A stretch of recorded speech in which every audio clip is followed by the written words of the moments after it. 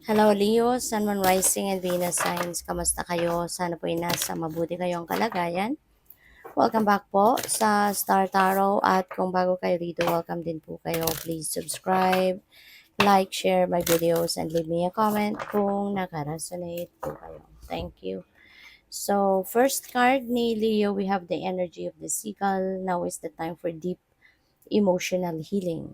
Ayan. So, baka kasi ano to no, Leo, matagal na meron kang bitbit sa puso mo, na resentments, 'di ba? Tampo, galit, emotional burden, and you won't be able to move on with your life, no, na talaga maging genuinely happy ka kung nandiyan pa yan sa puso mo.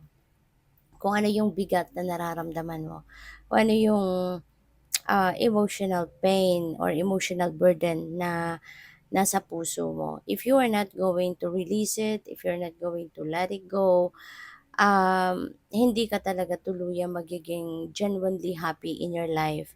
Kasi yun yung parang tinik sa dibdib mo eh. Parang yun ang laging nakabara, 'di ba? Nakabara doon sa pakiramdam na, 'di ba? You're almost happy. Parang yung gano'n, yung parang you're laging almost na lang. Maging masaya ka, you're almost happy kasi parang naiisip mo, ito na naman. Ito yung parang nagiging sagabal. Ito yung parang laging sumusundot, no? Ng kung ano man ang magandang dapat mangyayari sa'yo.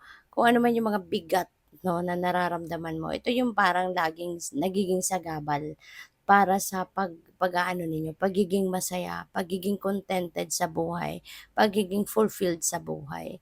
Kaya it's about time na for you to heal, 'di ba? You need deep emotional healing.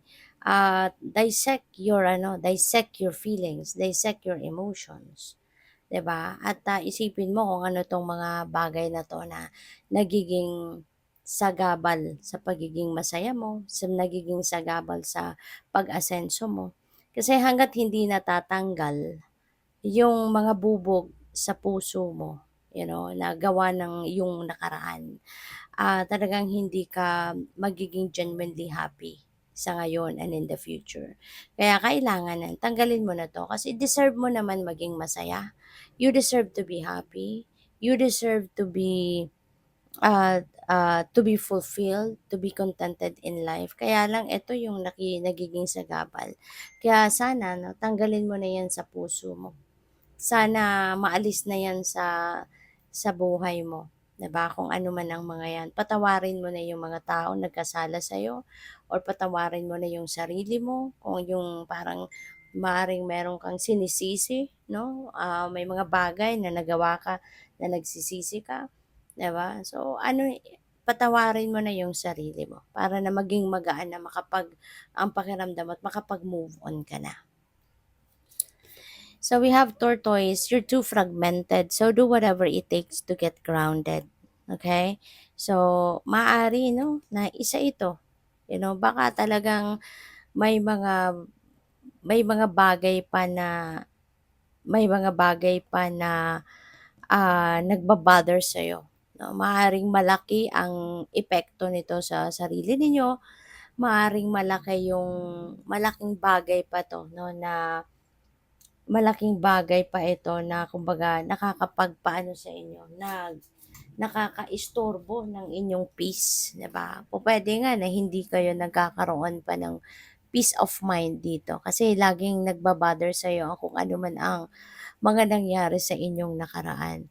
Kaya po puwedeng kaya kayo fragmented, yung isip ninyo all over the place, ang isip ninyo here and there kasi nga, yun, maaaring eto yung bumabagabag sa inyong kalooban, yung mga nangyari pa sa inyong nakaraan.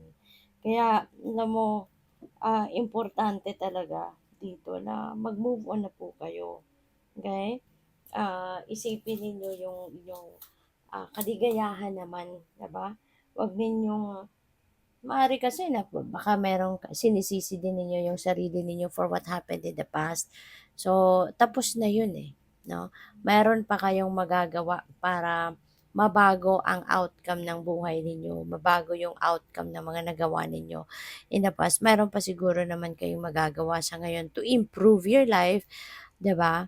Tulad na lang ng pag-heal na 'to para tuluyan ng maging mapayapa ang inyong pakiramdam at mawala na yung ano ninyo, mawala na yung mga bigat sa inyong dibdib para makapag-focus na din kayo para sa ngayon, makapag-focus kayo para sa future, yung gano'n, okey? So, ano, mag-ano kayo, magnilay-nilay, magmumuni-muni kayo, 'di ba? Pag-isipan ninyong mabuti sa ngayon, what is the best thing that you can do, alright?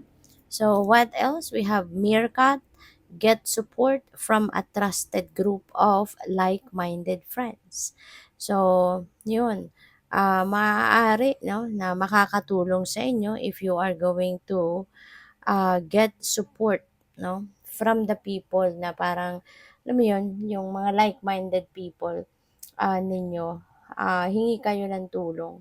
Baka doon sa mga tao na alam ninyong naiintindihan ang inyong sitwasyon, sa mga taong nakakaintindi ng mga pinagdaanan ninyo sa buhay in the past at pinagdadaanan ninyo sa ngayon.